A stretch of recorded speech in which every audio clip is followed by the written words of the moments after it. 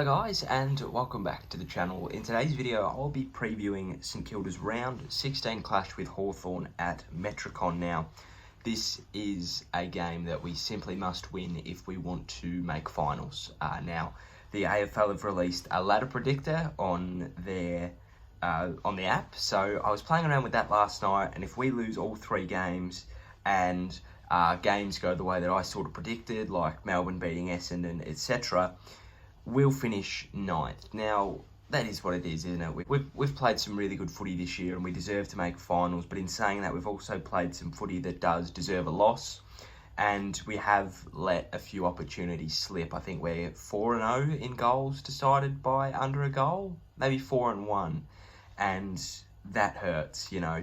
If we win 3 of those games or 4 of those 5, or 5 of those 5, we're top of the ladder, and it's a completely different story round 16. So it is a tad disappointing, but it is what it is. We move on. We've got Hawthorn, who played last night against Adelaide and lost. They've lost 10 of their last 11, or 9 of their last 10. I can't remember. I think it's 9 of their last 10. So they're struggling for form. We need to find some, or else it could be a very, very long flight back, not only to Noosa, but to Melbourne when this game is all said and done. So they played yesterday, and they played a pretty appalling brand of football, if I must say so myself. It's probably the least Hawthorn-looking side I've ever seen in my life, which is saying something. But they just never looked like winning that game. You know, they're coming off 2 4-day breaks. This is their 3rd game in 9 days. So this is a big statement, not only to get a win, but to secure some percentage. You know, I think they said that 9 wins and some percentage, or 9 wins and a good percentage, is going to get you finals. So we have got the opportunity to get our 9th win, get some percentage, and then we've got nothing to lose in those last 2. So, you know, we've got to really secure this one, secure the dub, and go towards finals. Now, they were, as I said, rather appalling. And they just, I don't know what happened. You know, they just don't have any of that Hawthorn run or pizzazz that they have in the past couple of years. They're relying on a lot of their young kids to do a lot of their work, and I think that that's where we can really exploit them. Scrimshaw was probably their best player, and it's his 3rd year. Tom Mitchell, who is the king of their midfield, isn't doing a whole lot. And I know he won a Brownlow, but you've got to think that he doesn't have any impact on the game. 23 disposals, 8 kicks, 15 handballs, and I barely saw him. So, yeah, he gets in and does his work, but what does he really do with the ball? When you have that on-baller, that Brownlow medal-winning on-baller, let's say, for example, Nat Fyfe, if you don't shut him down, there's your game gone.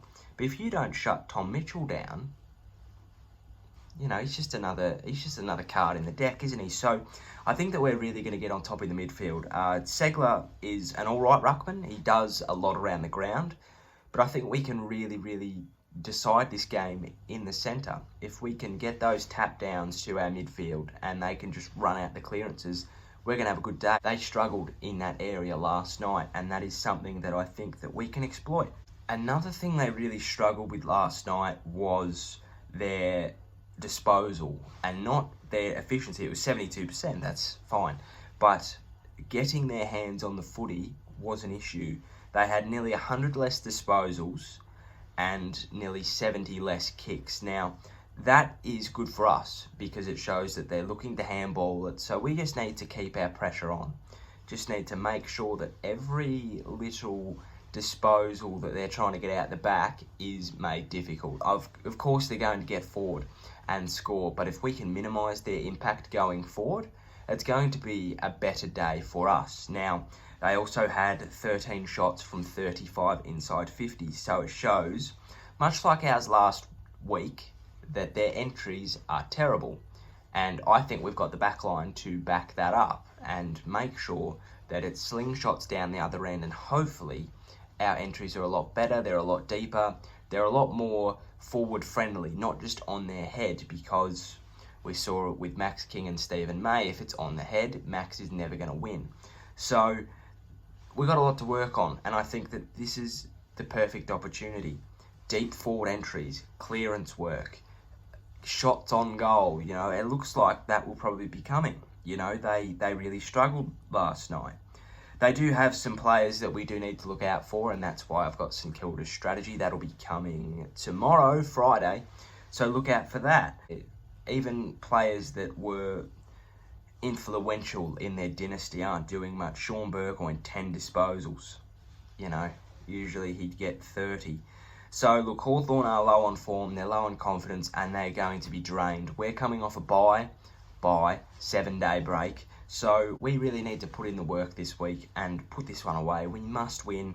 We need to break the lines, which I think is really, really easy to do against Hawthorn. They don't set up well.